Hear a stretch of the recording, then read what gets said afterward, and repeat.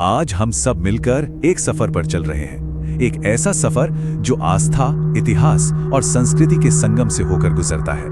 हम बात करने वाले हैं भव्य राम मंदिर की, एक कहानी जो सदियों से चली आ रही है। पता है, ये एक लाइन इस पूरी कहानी का सार है। ये हमें बताती है कि ये सिर्फ पत्थर की एक इमारत नहीं है, नहीं, ये उससे बहुत बहुत ज्यादा है। तो कहानी शुरू कहाँ से होती है, इसके लिए हमें थोड़ा समय में पीछे चलना होगा। चलिए देखते हैं कि इस जगह की जड़ें कितनी गहरी हैं।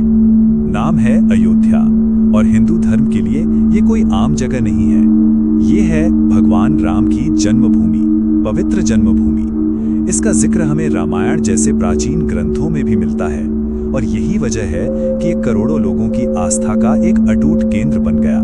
देखिए, सदियों से ये माना जाता रहा कि इसी पवित्र जगह पर पहले एक मंदिर हुआ करता था और ये भी माना जाता है कि वक्त के साथ कई हमलों में उसे नुकसान पहुंचाया गया और बस यहीं से उस विवाद की नींव पड़ी जो आगे चलकर बहुत बड़ा रूप लेने वाला था।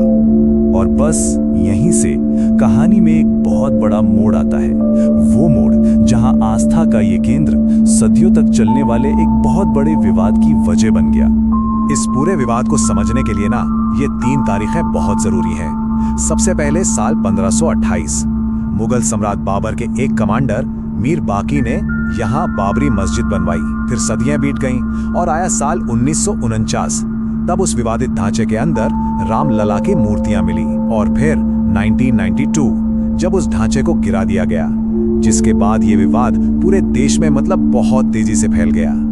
इतने सालों के तनाव और बहस के बाद आखिरकार ये मामला पहुंचा भारत की सबसे बड़ी अदालत में, सुप्रीम कोर्ट। तो चलिए अब उस ऐतिहासिक फैसले को समझते हैं जिसने दशकों से चली आ रही इस कानूनी लड़ाई पर विराम लगाया।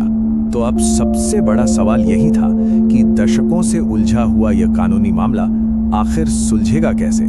और इस सवाल का जवाब एक तारीख में छिपा है, 9 नवंबर 2019। ये वो ऐतिहासिक दिन था जब भारत के सुप्रीम कोर्ट ने अपना आखिरी अंतिम फैसला सुनाया। सुप्रीम कोर्ट ने अपने उस फैसले में क्या कहा? पहली बात, जो पूरी विवादित जमीन थी वो राम मंदिर के निर्माण के लिए दे दी गई, और दूसरी बात, मस्जिद बनाने के लिए भी एक अलग और काफी प्रमुख जगह पर जमीन देने का आदेश दिया गया। तो कानूनी लड़ाई तो खत्म हुई और इसके साथ ही एक नए अध्याय की शुरुआत हुई।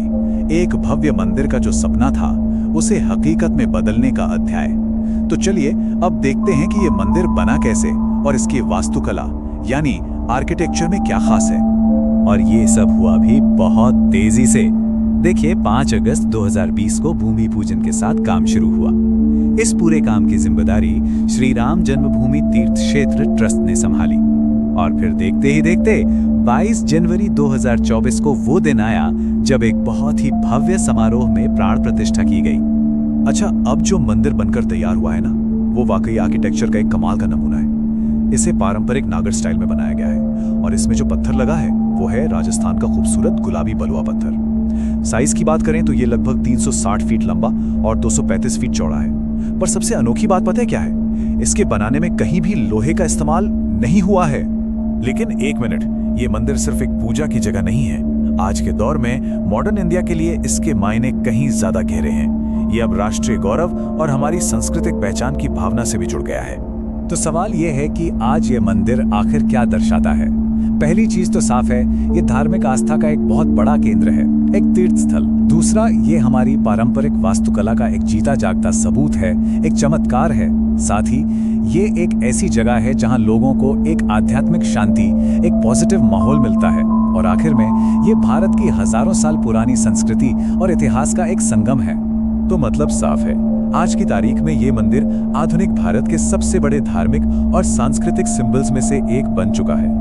और ये बात हमें घुमाकर वापस वहीं ले आती है जहां से हमने ये सफर शुरू किया था, उसी एक लाइन पर, कि राम मंदिर सिर्फ एक मंदिर नहीं बल्कि भारत की आस्था, इतिहास और संस्कृति का प्रतीक है। और आज ये बात शायद पहले से कहीं ज्यादा सच लगती है। तो चलिए इस पूरी कहानी को एक सवाल के साथ खत्म करते हैं जिस पर हम सब सोच सकते हैं, भविष्य के लिए ये नया ऐतिहासिक स्थल क्या मायने रखता है? इसका जवाब तो खैर आने वाला वक्त ही देगा।